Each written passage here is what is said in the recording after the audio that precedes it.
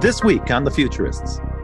If anything, I think COVID probably gave us permission to say stop. We have got to do things differently here in America. And by different, it's getting away from that industrial model of coming into class, teaching by rote, and more of that structured, getting them ready for the typical 9 to 5, which we now know there is no typical 9 to 5. The types of skills that are required now, believe it or not, are what they consider the soft skills. And that's why I emphasize the teamwork. And it's going to have to be competence in areas that you are going to be different than what artificial intelligence can do.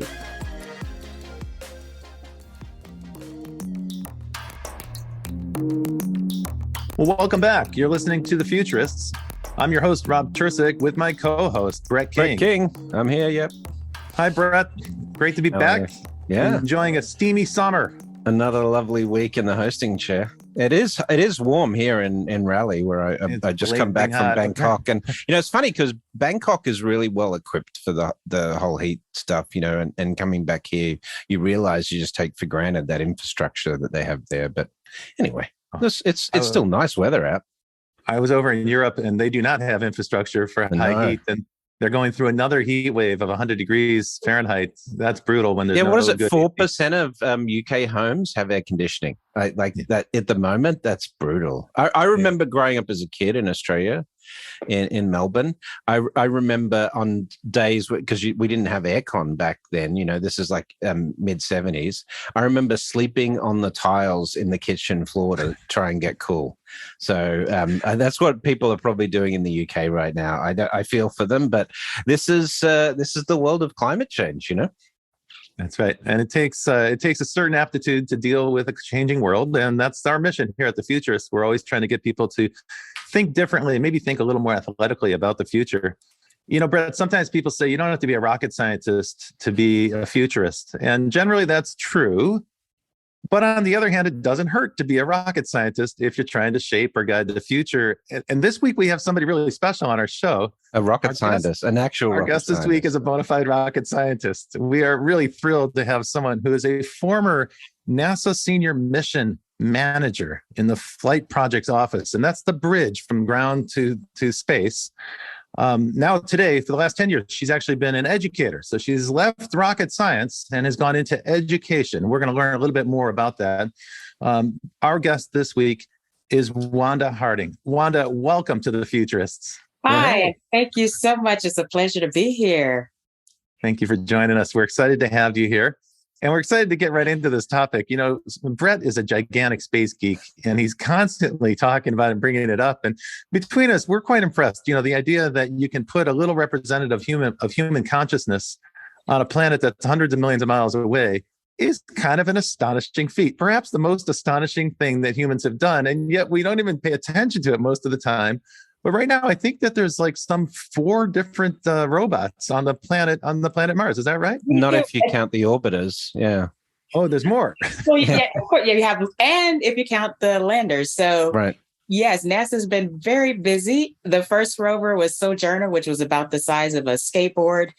We advanced back in 2003 when we sent up the twin rovers, Spirit and Opportunity, and those were kind of what you call trailblazers. They were proof of concepts. And so by the time you get to Curiosity, which is about the size of a small car, you have a very robust, I called it was like a roving geologist with its own mobile laboratory, just able to explore the planet. And it was so cool being a part of the team that was responsible for getting it from Earth to space, getting it from Earth to Mars. If we did our job right, then once Curiosity landed, it would be able to do some fascinating things. And that's what it's been doing for the past 10 years. It's so well, cool. That's what's so astonishing is that the original mission was only planned to be about 2 Earth years or maybe 1 full Martian year, which on its own is a pretty amazing feat. But here we are celebrating the 10th anniversary of that achievement, and it's still going. I read that they just extended the mission another 3 years. Is that correct? Right. That is correct. I'm going to let you in on a little secret, too, because when you think about Opportunity, right, it was only supposed to be about 90 days. And it was almost, 14 years later? Yeah, exactly. So when it came to Curiosity, I mean, even though that's the mission design life that they budgeted for, and that's what they planned for, the robustness of the rover itself, I'm not surprised that we're 10 years later. And sometimes I almost forget that it has been 10 years, but I'm not surprised that it's 10 years later and it's still giving us great data back. And it served as a model for perseverance. And so similarly, I imagine, 10 years down the road, we'll be celebrating the 20th anniversary for Curiosity and the 10th anniversry for Perseverance. That's incredible. That's incredible. Yeah. Tell me, I guess some of those Sorry, Voyager spacecraft are still working, and those things are as old as I am, practically. barely. And they've Barely, made what we call the interstellar boundary. And so they are still going. I remember as a child going to Disney World shortly after the Viking missions reported back their landing on Mars. I think you all probably are old enough to remember that as well. But that was in the 70s. And I'm looking at that mission as a child and I'm going, wow, that is so crazy. But I never had any idea that I would be a part of the team that would send something up some years later and it would actually be moving around the planet. Well, tell us a little bit about how that happened. Tell us about your journey to the senior mission manager. Yeah. So as a child, I wanted to be a concert pianist. That was my goal. I wanted to play for the New York Philharmonic. And I attended a math and science high school. One teacher, that's all it takes, had one teacher that said, you know what, you might make a good engineer. So I believed her and ended up majoring in engineering in college. Didn't put the music aside, but ended up with that path. Went on to Hampton University for undergrad and Georgia Tech for master's. And after about a year in construction, opportunity opened up to apply for a position with NASA. And that's where I got my start down at Kennedy Space Center, working with the International Space Station program. And after some years as a systems engineer with that program, working with the Italians on the logistics modules that they were providing for the space station, had an opportunity to join our launch services program, which is responsible. And I sometimes forget that I'm not with them anymore. So forgive me if I say we sometimes, but they're responsible for sending all of the satellites to orbit. And what made Curiosity's launch so special is that in July of 2011, when the booster, the Atlas V booster arrived at Kennedy Space Center, was also coincident with the same month of the last space shuttle launch. And so as we were closing out one era, we were still, exploring and getting ready to send the most ambitious Mars mission we had launched to date at that time. So, for me, my team of over, 200 engineers across the time period, just responsible for the launch piece. This doesn't even include the team at JPL actually building the rover itself, but what's required there to make sure that we provide that safe journey from Earth to Mars without damaging the spacecraft with the launch environment, making sure, unlike Sojourner and Spirit and Opportunity, we had the MMRTG, the nuclear power source. Curiosity too. And that's also what has also contributed to the longevity. But saying all of that to say that was the path that I had to the role of senior mission manager. So MSL, of the missions that I had the opportunity to work, that was probably one of the most exciting ones for me. I can imagine. Okay, so you kind of worked your way up. They gave you responsibility, you got introduced to new responsibilities, and then you made progress within the organization. And as you alluded to, JPL is Jet Propulsion Labs out here where I live in Pasadena. And that's the group that designs the actual robot craft that's going to be rolling around on the surface of the planet. And so there's quite a lot of coordination. I don't know if people realize just how much coordination there is. A few years back, I saw that film with Norman Zeef about the launch and how tense it was because one team after another has to hand over responsibility. There's the group that's getting the rocket into space, and then it's moving over to Mars, and then you're coming in and there's landing, and then there's the will the parachutes open or whatever the landing process is, and the balloons, and so it's so filled with tension. It is, and it has been very well orchestrated. I mean, as a matter of fact, when you think about it, for the mission concept for MSL was back in 2003, and it was in 2011 when we actually launched. So you may be asking, well, what were you doing during those 8 years? And as you are developing the mission, going through the various design reviews, from the launch perspective, we're also very much a part of that. There are some constraints on size, there are constraints on mass, wanting to make sure when you're designing the trajectory to minimize the number of correction maneuvers the spacecraft has to do once we separate it from the spacecraft. We need to make sure that our injection point is accurate. And Right. we were excited. Me and a few of my team members had a chance to go out to JPL August of 2012 for the night that Curiosity landed. And I tell you, it was tense, but it was exciting at the same time. There's obviously a delay, but when we got that signal that the touchdown had gone successfully, everybody was excited. But for me, the best part was the picture Curiosity sent back, a picture of its shadow on the surface of Mars. Right. That was like, from our perspective, we said, yes, we did our part. Now Curiosity is ready to go and do its part. And That's quite a thrilling moment, So and really almost a decade of preparation to get that right. get that right. Yes. And the orchestration is very key. Yeah. No, I was going to say we call that the 7 minutes of terror, right? Well, even that and we that percent landing stage. Yeah. yes, that part was definitely, they call it the 7 minutes of terror, and everything had to be done just right in order for it to be successful. Well, and it's quite perilous. Like, as you pointed out, if you don't get the insertion point just correct, then that minimal atmosphere that's around Mars can act like a kind of shield that bounces the satellite up. In fact, I think that happened a couple of times in the past. Well, we had, mission, actually, historically, it's really hard to land stuff on Mars.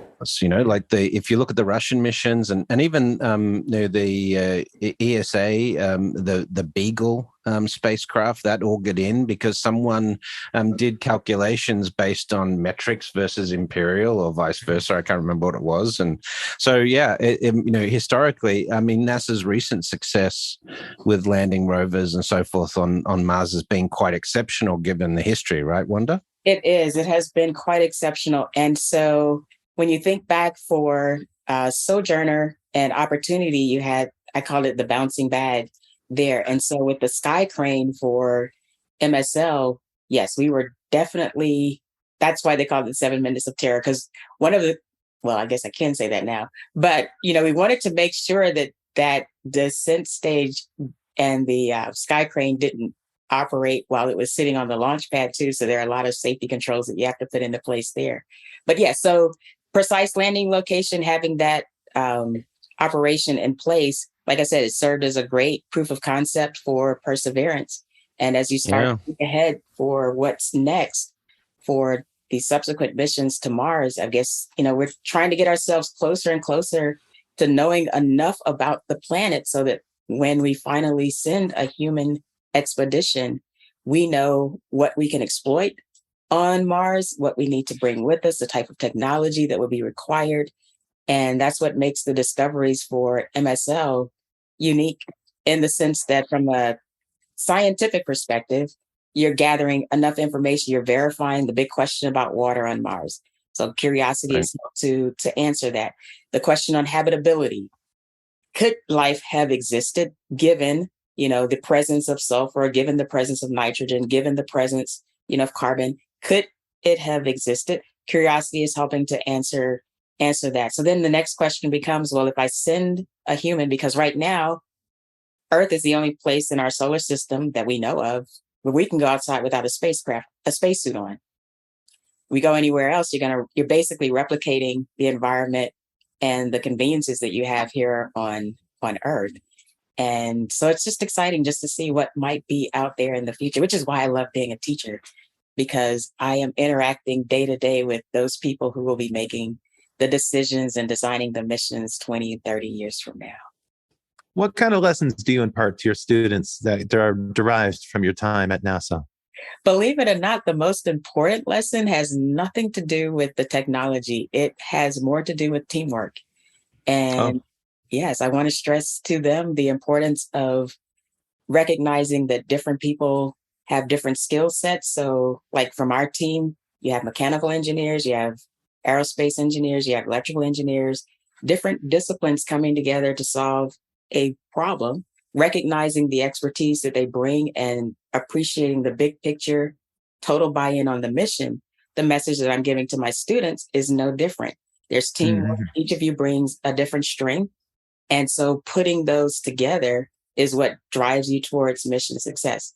The content we can get, but if you can master that teamwork piece, then you're going to be an asset to any team that you work on. That's a quite a good thing to teach students. What grade, what age are the students that you teach? So I've had the opportunity of teaching 8th through 12th grade. So I have middle school experience, and I have high school experience. And it's interesting as you work with each grade level, just recognizing the maturity that comes along, the receptiveness of the lesson.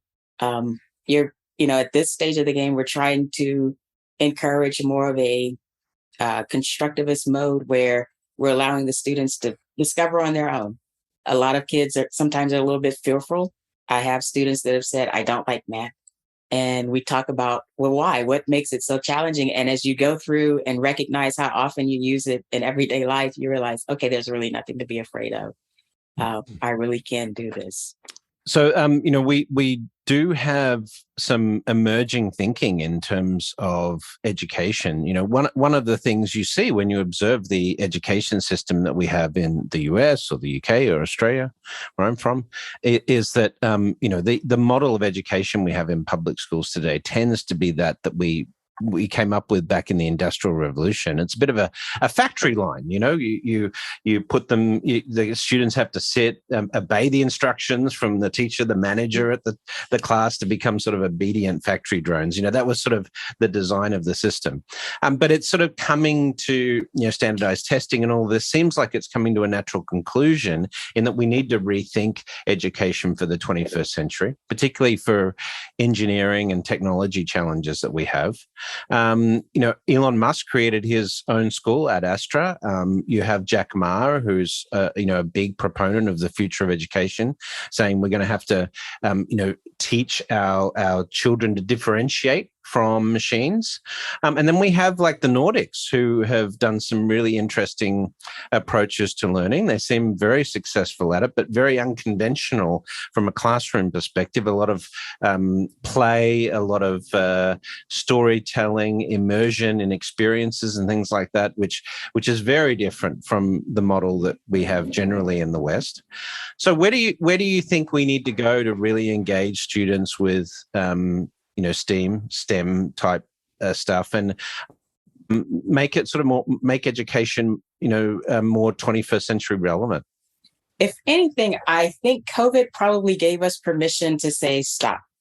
We have got to do things differently here in America. And by different, it's getting away from that industrial model of coming into class, teaching by rote, and more of that structured, getting them ready for the typical 9 to 5, which we now know there is no typical 9 to 5.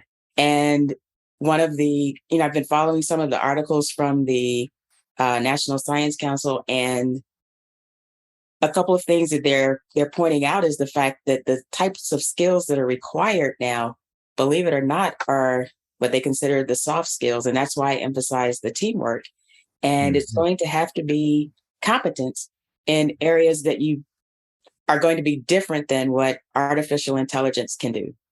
And so it's that critical thinking and decision making and being able to discern that not necessarily something automated or programmed will be able to do. And so how do you prepare the future to do that? It's also looking at, solving many of the problems that the Industrial Revolution created. And we're having to, find some cleanups on that part. So it's opening the door to some new problems, new opportunities for innovation. But the way we prepare our students can't be the same way it was when I was in school 30 years ago. Absolutely. One of the things we do at the University of Nebraska, where I work, I'm an advisor to the digital media program there. And some of the professors have developed a program where they're teaching writers how to work with GPT-3. So they're teaching creative writers how to use artificial intelligence, not as not as a way to automate writing per se, but more as a way to enhance their own skill. And this fits in with that general notion of race with the machines, don't race against the machines. So when you teach about collaborativity or working together, or being a good teammate, you're not limiting that to being a good teammate with other humans. It's also you're teaching people to have a more collaborative approach to technology, I would imagine. And that is the case right now. When you talk about technology in secondary education, most people, link it to some digital asset, whether it's a learning platform, something that helps with the assessment. But you also want to make it such that the students are using it to be creative and not necessarily just reactive or just doing an assignment, but kind of making it a partner. So that's something teachers have to learn how to do.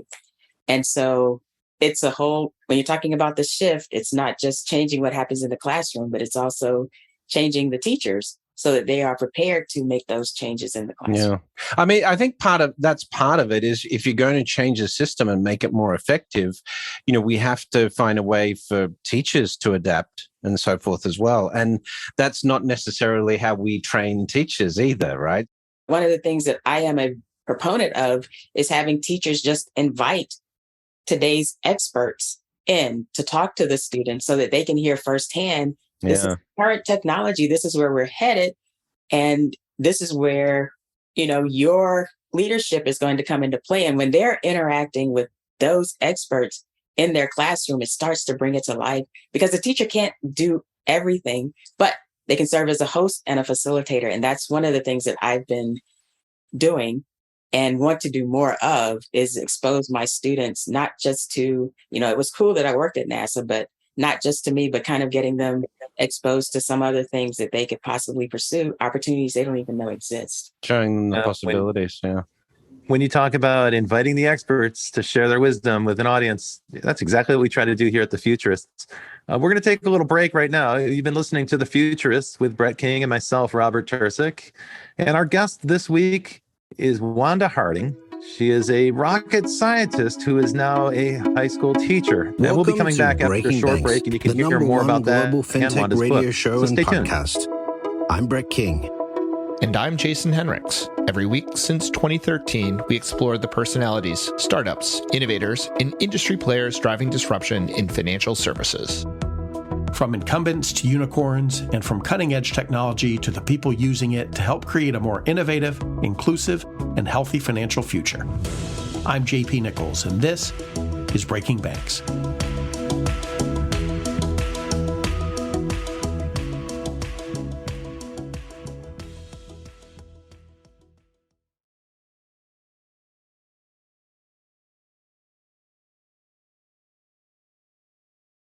Welcome back to the Futurists. This week, we're talking to Wanda Harding, a teacher who has previously, of course, worked as a mission manager for NASA, senior mission manager for NASA. And, we have a great history of NASA people leaving and becoming educators. Even Neil Armstrong, taught, of course, after he left. So that's a great legacy that you're carrying on, Wanda. Tell me, you mentioned briefly at the start, it only takes one teacher, but tell me about that teacher for you in terms of the teacher that made you understand the possibilities. So the teacher that made me understand, and her name is Miss Turner, and we thought she was the hardest teacher there. She taught calculus and AP computer science. I didn't want to confess at the time that I was a nerd, but I guess looking back over it, I probably was. But I just appreciated the way the numbers just kind of talked. And I remember one of my computer science projects was actually an animation of Superman flying across a night skyline. Wow. Keep in mind, this was... what computer tech were you using? I'm getting ready to tell you now because I'm dating myself, but this was on an Apple II using basic code. So I'll just leave. Well, I learned to code on a VIC-20, so we're about the same vintage there. And I learned to code using a card stacking machine with graphite pencils. So I might even be might be dating myself a little bit older, but we're in the same general era. Okay. Yeah. So needless to say, I enjoyed that. And because the teacher was able to see how much I enjoyed working on those independent type projects, she just casually mentioned one day, you might want to consider engineering. And so, at the time, as I was doing my research on colleges to pursue or colleges to attend that might be of interest to me, I kept that in the back of my mind. And when I got to Hampton, one of my freshman professors was a retired IBM engineer. And I just appreciated the depth and wealth of knowledge that he brought to the class just by the mere fact that he had all of that experience. And I said, if I ever teach, I want to be that kind of teacher. I want to walk in my classroom with some experience, because it allows the students to know there's a connection between what you're learning in the classroom and real life. And so I initially wanted to do like him, but on a shorter term. I wanted to work 3 to 5 years and then go back and teach. And it turned out I lost track of time, and I ended up working 20 plus years. And with the fellowship program, was able to find a bridge from industry into the classroom. And so I went back to school, got a master's in teaching so that I could understand, the thought process, the pedagogy, and all of the appropriate concepts for modern 20th, 21st century teaching. It's really nice to hear that. Yes. Yeah. And it was very fortunate for me, because I wanted to come back to my hometown and not too far from where I grew up to actually teach. So the fellowship program checked both of those boxes. It was available in the state of Georgia, and I was able to have my initial placement in Athens, Georgia, which is about an hour outside of Atlanta. And the subsequent year, I was able to get hired on at Atlanta Public Schools, which is the district where I grew up and received my public education. So it's just a thrill to be able to come back home and, kind of give my message to the children, the students, the scholars, that, dream big. And, I try to be an advocate, a cheerleader, and do what I can to provide that exposure so that they don't shy away from opportunities and think that it's probably not for them. Excellent. So I'm starting to see that one of the themes of your career, and as you pursued building the future in your own way, one of those themes is that you are a bridge builder. You're a person who makes connections. When you were managing projects at Flight Projects Office, the launch services there, that's the bridge from Earth to space. And in your career after that, you were building a bridge from the space and science industry to high schools and to middle schools. And you've done another kind of bridging, I think. I want to talk a little bit about your book, where you're building another kind of bridge. And one of the things we've noticed is that sometimes when astronauts return to Earth after they've spent time either in orbit or on the space station, is that they come back with a profoundly different spiritual perspective than they had before they left. In other words, the experience of being in space actually transformed their sense of self. Yeah, it's called the overview effect, isn't it? Is that what they call it? The overview effect? Yeah, apparently if you get far away enough from this planet, you start to notice that it's a little glowing blue marble in this vast emptiness, and it starts to seem a little bit more special in some profound ways. Tell us a little bit about your book, and tell us a little bit about your faith. And so the book is entitled When I Consider God's Amazing Universe. The title is a play on Psalm 8:2, where David is talking about considering, the moon and the stars. And as you mentioned, the astronauts have the privilege of actually, leaving our surface and looking back and going, wait, this is incredible. And what I wanted my readers to understand, and as a woman of faith, is, fortunately, we have some great images from Hubble. Really excited about what we're going to get from James Webb. But the book is a biblical journey through space. I've taken a few verses from the Old Testament that just talk about different aspects of space and how it attributes the orderliness of everything, and that there has to be some intention behind it. We all want to know, where do we come from? Why are we here? What's the point? And you think about how vast and large the universe is, and then you scale in and go, okay, there's our Milky Way galaxy. And then you zoom in some more, and there's our solar system. You zoom in some more, and there's Earth. You zoom in some more, and there's your house. And it gets smaller and smaller and smaller each time, but it doesn't take away from the significance of each human life. And so the book, in my perspective, is just kind of taking, yes, look at everything that's there, what's been created when you look up in the night sky and beyond, but don't take away from the fact of how special you are as an individual. And as a woman of faith, it's how special you are to our Creator. And so that's the takeaway from the book. It's written for small children intentionally. It's simple, but it's also the type of book, as the adult shares and reads with the child, they're also getting a bit of faith assurance. And what I want, also to help people see is that science and your belief, or science and your faith, are not enemies. Science and your belief are not mutually exclusive. If you look at science as, how we describe and predict the process of nature so that we can exploit it to our benefit, well, where did nature come from? It didn't just pop up. And how do we know that it's so beneficial to us? You walk outside and there are herbs. You walk outside, there's air to breathe. And, we're able to create rockets to take us to space. We are able to create telescopes that allow us to explore. And, it all just seems, it's not coincidental. And that's where, on a very deep level, but from a simplistic perspective, that's what the book is intended to do. So you're really trying to build a bridge there. And I think that there's that bridge again. Yes. Yeah, there's two groups you're trying to reach. And on one hand, there are lots of people who are very focused on science. Many of them are listeners to this show. And those folks tend to be a little skeptical about religion, particularly traditional religions. Mm-hmm. On the other hand, there's also a group that is faith-based that has become conditioned to being very skeptical about science. And unfortunately, we live in a very polarized time. So those divisions have gotten deeper and deeper in recent years. So tell us a little bit about your effort to bridge the gap between those two groups, because I think this is quite an interesting topic for us. It is. And, beyond the opportunity, I've mostly spoken to faith-based groups. So it's been a little one-sided on that scenario. I've not had as much opportunity to speak to a group that may be more skeptical on the religious side. Mm-hmm. And that part is something I'm looking forward to. I would love to have those discussions.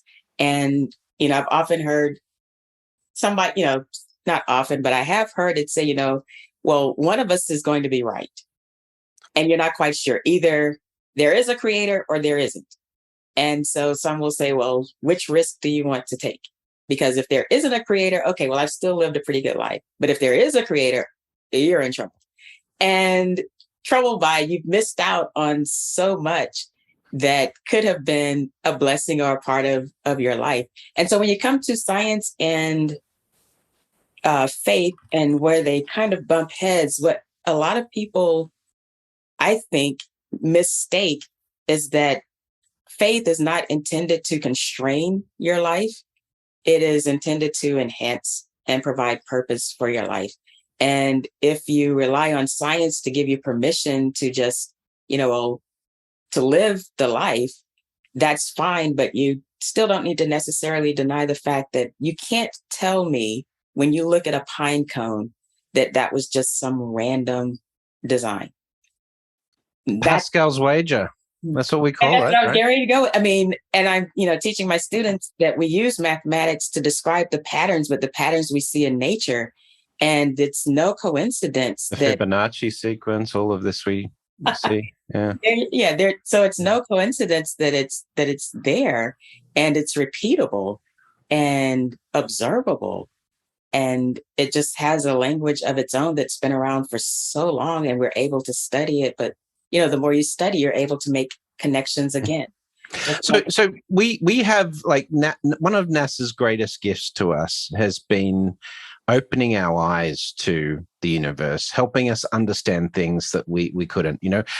Prior to the early lunar landers on Mars, we had people looking up at the skies, imagining that the Martian canals were places where these huge populations lived and so forth. And we get there, and the first images that come back from Mars show this cratered landscape and so forth. But we have made some phenomenal discoveries. I think it was Curiosity that first photographed water on the surface of Mars, right? When it dug a trench, and we saw some ice crystals and they evaporated later.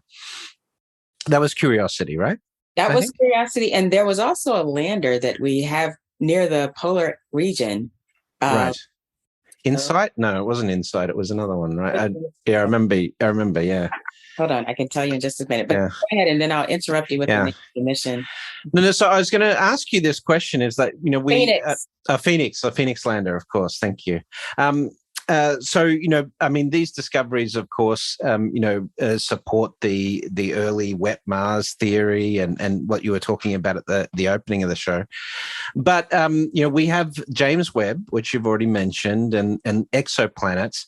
When you started at NASA, well, I don't know, it depends on the timing. But when I was at high school, the accepted wisdom was that the Earth solar system was fairly rare. And now we find that every star has a planetary system. So that's something that we've learned in my lifetime. But, we can do atmospheric analysis, of exoplanets. Even now, I was reading in Scientific American, the last month's issue, that we're proposing there are exomoons.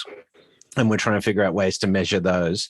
But so we've got that, and James Webb may very well, say they've discovered, planetary life, by measuring exoplanet atmospheres.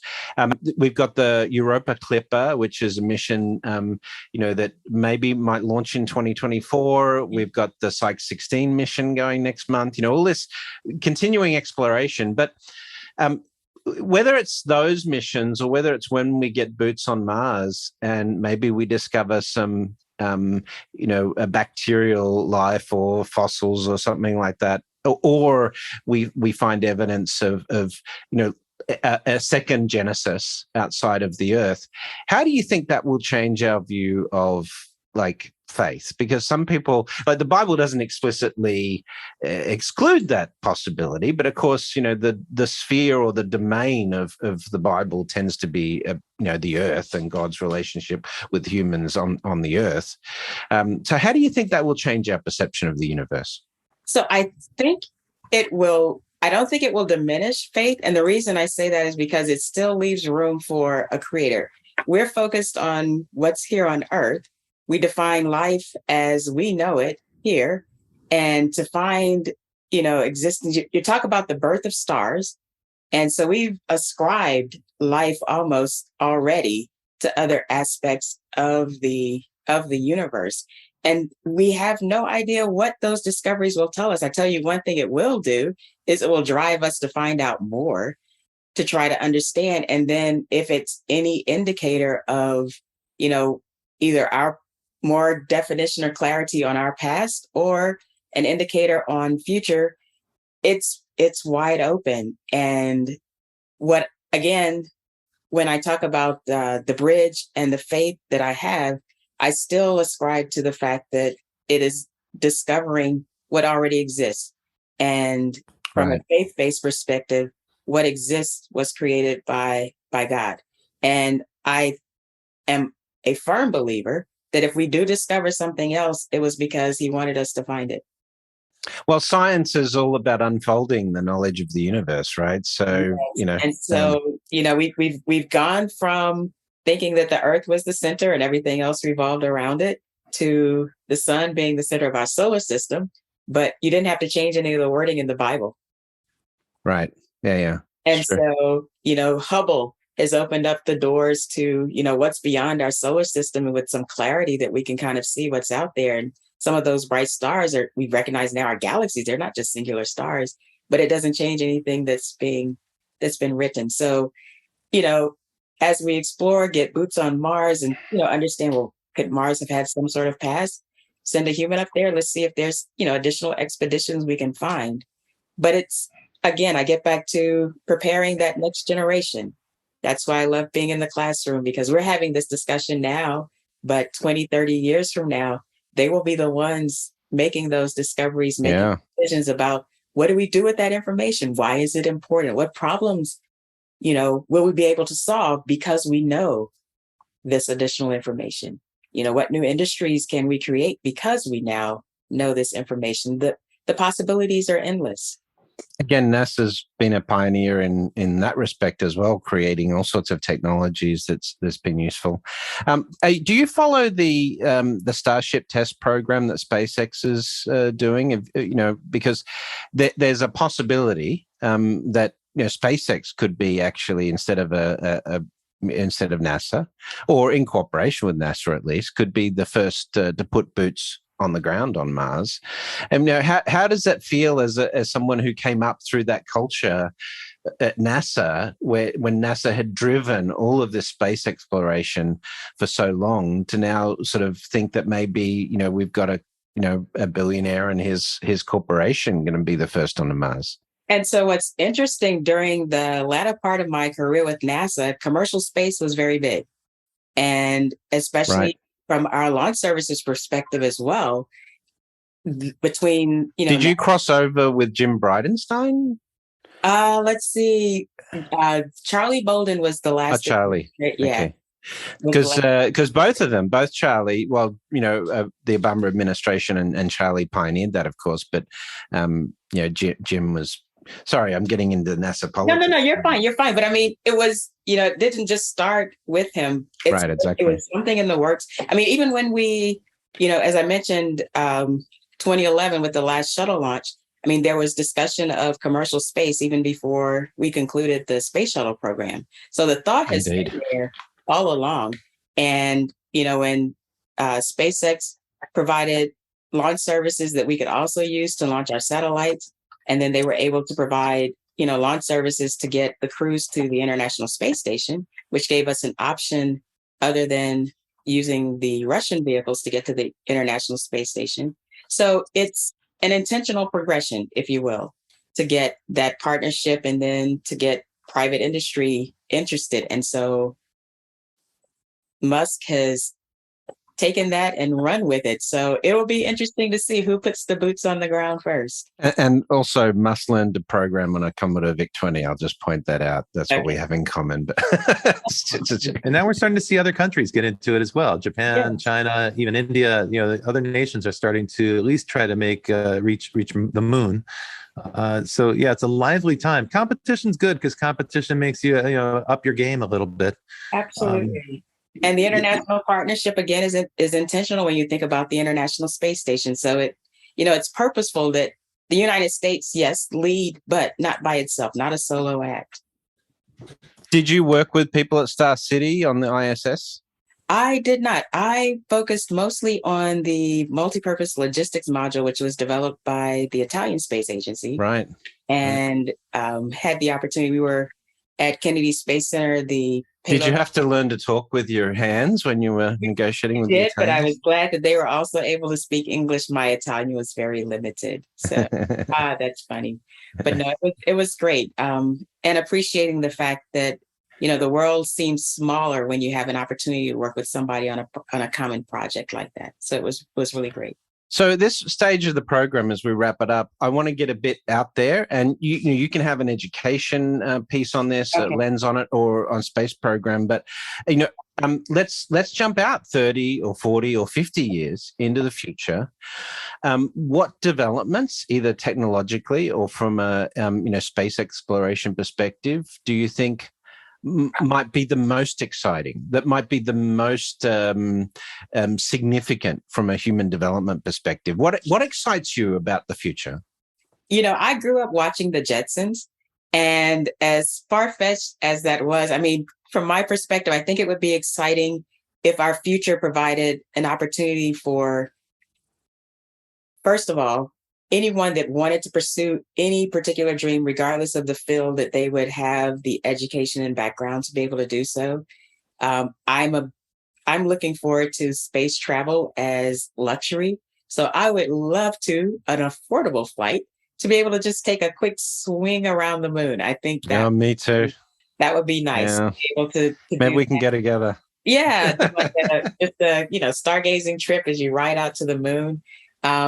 As far as medical technology, I would, it's interesting when you look back at those 1960s, 70s images of what the future would be like between Star Trek and Jetsons, and thinking, why not? I mean, we just did a show on the Jetsons like 2 weeks ago in terms of what they predicted. So it's funny you mentioned that. But why not? That would be, nice. And when it comes to senior care and elderly, being able to, allow them to, and I say them, if I'm living during that time, I'll be one of them, but being able to live comfortably and have a higher quality of life, independent of the fact that I'm, 80 or 90 years old, still able to just, have that luxury of being able to enjoy and the conveniences that are available. So again, the possibilities are endless. Maybe let me ask you this question to finish up. You know, if you were speaking to a young African-American woman growing up in, the United States today with all this division and so forth that we have, but all of these possibilities, what would you say to them? How would you inspire them? Don't let it hold you back. Someone asked recently, what was it like being, one of the few Black women, and, in the case of the Mission Director Center on the day of launch, and there were 3 rows of managers there, part of the launch countdown, and, being the only Black woman, the only Black person in the room. It's, what did you think about it? And I told them I didn't think about it until after the fact when somebody pointed it out. And to me, that's important because the focus is really being a part of the team, being able to contribute. And, yes, it's significant. You want to see more people that look like you. And so to the young me, I would say, don't let that slow you down. Go ahead, pursue your dream, do the work. Awesome. Make it happen. Yeah. Well, Wanda Harding, thank you for joining us this week on The Futurists. It's been a really interesting conversation. We've covered a lot of ground, but you're an inspiration, and we love the mission you're on, and let us know how we can help. Well, I appreciate it, and I want to encourage your listeners, stay tuned for the book announcement. You can follow my Twitter, Wanda J. Harding, and also check out my website, wandaharding.com. And again, I thank you for this wonderful opportunity to hang out with you, Robert and Brett. This has been fantastic. Thanks, Wanda. It's been a pleasure meeting you, and you're an inspiration for both of us. We've enjoyed every moment of this. And again, remind us, the name of your book is When I Consider God's Amazing Universe, and it's sold out, the first printing. So congratulations, you're going into a second printing. When will that be available? So that will be available later this fall. And so that's why I say stay tuned. We'll be making big announcements in the September timeframe and announcing pre-sales. And then once the book is released, we hope that it inspires and encourages all of the readers and those that would care to take it in. Fabulous. Well, Wanda Harding, engineer, author, musician, STEAM advocate, educator, and rocket scientist. Thank you very much for joining us on The Futurists this week. It's been a great pleasure to have you here. If you like this episode, don't forget to give us a shout out on social media. Give us a 5-star rating on wherever it is that you listen to the show. Download it. Tell your friends about it. Anything helps get the traffic up there. But of course, you join us next week. We'll be talking to more futurists. Our thanks to Kevin Hersham, Elizabeth Severance, Sylvie, and Carlo, who look after our social media, and the whole team at Provoke Media that help us put this show together. But we'll be back next week with another exciting guest talking about the future. And until then, we'll see you in the future. Well, that's it for The Futurists this week. If you like the show, we sure hope you did, please subscribe and share it with the people in your community. And don't forget to leave us a 5-star review. That really helps other people find the show. And you can ping us anytime on Instagram and Twitter at Futurist Podcast for the folks that you'd like to see on the show or the questions that you'd like us to ask. Thanks for joining. And as always, we'll see you in the future.